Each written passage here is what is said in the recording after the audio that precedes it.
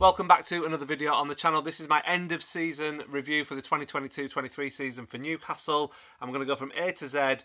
Let's get going with the letter A, and A stands for amazing season. So straight off the bat, let's just put it out there that this season was beyond what any of us could have expected or predicted. It was absolutely amazing. And let's break it down even more with the other letters. So B stands for back five. Back five, you know, let's be honest, Eddie Howe stuck with the back five for most of the season. He was very consistent, and I think that really helped us in a lot of games. For the first half of the season in particular, we were almost unbeatable in defence. We had the best defensive record for a lot of the season. We ended up having the joint best record with the champions Man City. Nothing to be ashamed of there. There was calls during the season for Targett to replace Burn, but ultimately I think Eddie Howe was proven right to stick with what was a very settled and successful back five this season. Okay, let's move on to letter C, and that stands for Champions League, of course. Newcastle United in the Champions League for the first time in 20 seasons.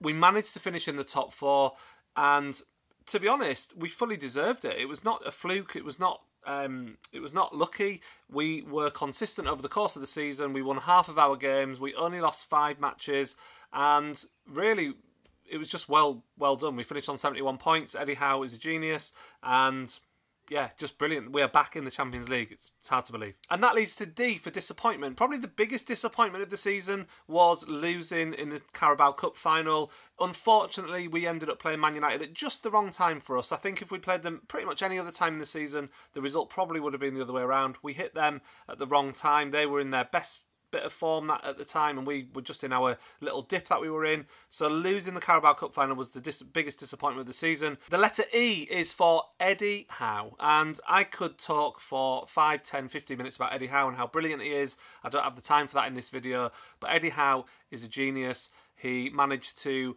take a club, not just this season, but he's taken a club that was in bottom of the league, destined for relegation, and within 18 months he has completely turned it around and got us in the Champions League. So kept us up last season and then built on it this season, and now we're in the Champions League. And the thing is with him, I just completely trust everything that he does. And I know next season's going to be very hard and people are already writing us off, but Eddie Howe, I trust in him, and I think next season he'll have everything under control again. F is for fringe players, and the fringe players in our squad still played their part.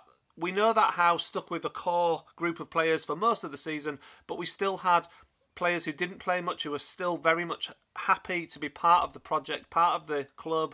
You know, you've got the likes of Matt Ritchie and Lascelles. Lascelles getting booked twice when he was a substitute on the sidelines. Just shows the kind of passion and determination in the whole group of players this season.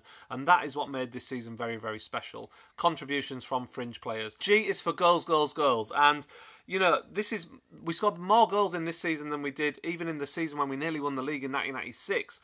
So it's just an amazing season to have so many goals that we've scored, but also great goals. Like, picking the goal of the season for us this season is just an absolute nightmare, because it's just been such a strong competition. We've literally got maybe 10, 15 goals that could just all stand alone be goal of the season in another season. That's how many amazing goals we've scored this season. H is for home record, and that is really the foundation of our success. St James's Park is back to being a fortress, and really, we've lost very few games there since Eddie Howe's taken over. We have become extremely difficult to beat at home, and the home record is something that we should be proud of. It's something that we just need to build on, and if we can just get the rub of the green in those other couple of games, there's no reason why we couldn't have a home season where we went unbeaten. I stands for incredible.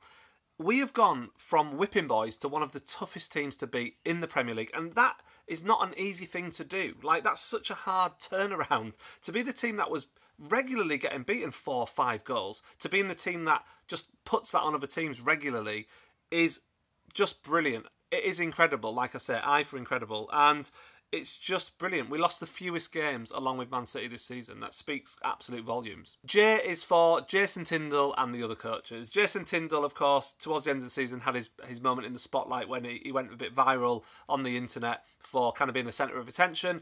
But there's a serious point to all this. The fact that Jason Tindall and the way he works with Eddie Howe, that is a big part of our success. They work well together. They're so different. They're very different characters. But Jason Tindall does the stuff that Eddie Howe doesn't want to do so that he can focus on the stuff he needs to do.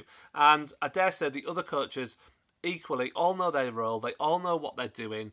They all basically, you cannot do anything by yourself. Eddie Howe understands this more than most, and I think that's why we have seen so much success in such a short space of time under Eddie Howe. It's because he trusts Jason Tindall and his other coaches. K is for Karius, and a bit of a bizarre series of events led to Karius playing the Carabao Cup final. He actually put in a pretty decent performance as well. Ultimately, as we know, Nick Pope got suspended against Liverpool. He missed the Carabao Cup final, but then by a weird turn of events, Dubravka, who was on loan at Man United, had played for them in the Carabao Cup, so then was cup-tied against the team that he had played for, obviously. So it's very, very strange. So we ended up with our third choice keeper, but it's just an interesting moment in the season, and Karius got a game in the League Cup final, something he probably could never have imagined happening. L is for London, and Newcastle United were the only team in the Premier League to be unbeaten in London all season. It's just mad. I can remember when Newcastle went to Arsenal under Sir Bobby Robson, and we hadn't won in London for 30 matches. We hadn't won a game in London for 30 games. And now we've gone a whole Premier League season where we haven't lost a game against any of the London teams. It's just another yardstick of how great this season has been for us. M is for most wins. This is the most wins Newcastle have got in a Premier League season since 2012, when Alan Pardew took the team to 5th. And there's only 4 other occasions when we've won more than 19 games in a Premier League season. That was, of course, the 95-96 season when we won 24 games and nearly won the league. The season after, 96-97, we won 21. And we also won 21 under Bobby Robson in 2001, 2002 and 2002-2003. So you can see how highly this season ranks amongst our Premier League history. N stands for nervous moments. In any Premier League season or any match, there are some nervous moments. Really, considering where we were, we didn't really have that many nervous moments in the whole season, I would argue. However, the run-in did feel like it was tighter than it actually was in reality when Liverpool were sort of chasing us down. But really, when you look at it on balance, we were actually comfortable the whole time. You know, we have to get used to this kind of pressure. We have to get used to having these nervous moments and trusting that this team under Eddie Howe has the mindset and ability to get through them and be all right, because this team feels very different to other teams we've had in the past, whereby they might have cracked under the pressure. These guys don't seem to feel nervous like other teams have done in the past. We don't look like we're going to crack every single time there's a bit of pressure on us, and that's a great thing. But as fans, we need to get better at dealing with it as well. Stands for overachieved. I don't care what anyone says, we finished 4th, but we did overachieve this season. Even Howe alluded to this himself in his interview on the pitch after the final home game of the season. The fact is, we weren't targeting top 4. They were probably targeting a European spot and just sort of kind of just hoping that we would just keep improving step by step. To jump to where we have is an overachievement. There's nothing wrong with that, and it's amazing we've done it, but we did overachieve. P stands for Player of the Season. And good luck to you if you can choose which one of our amazing team is the player of the season. Because it could be Bruno, it could be Trippier, it could be Wilson, it could be so many players. Like, it's ridiculous. I don't even know how I'm going to choose one when I do my live video on Friday to pick my player of the season, because it's just so hard this season. And what a lovely problem to have. Q stands for queues for the tickets. Not just for the Carabao Cup final, which was very, very, tickets were gold just for that. And the whole balloting system and stuff, which was maybe not the best way to do tickets, but ultimately there was a lot of demand for it, and the club did the best they could. But also just getting tickets for any match for Newcastle now is hard. Like, it's just really, really hard. And the sooner that they expand the Gallagher end and build that extra tier above it, the better, because we need more tickets. Because, like I said, the queue for tickets is just insane right now, and I think something needs to be done about it pretty quick. I don't know what you do about the away situation. That's another issue. But if we could just sort the home games out to make more people be able to go and see Newcastle, that would be a start. R is for repeating. And really, next season's challenge is, can we repeat what we've done this season?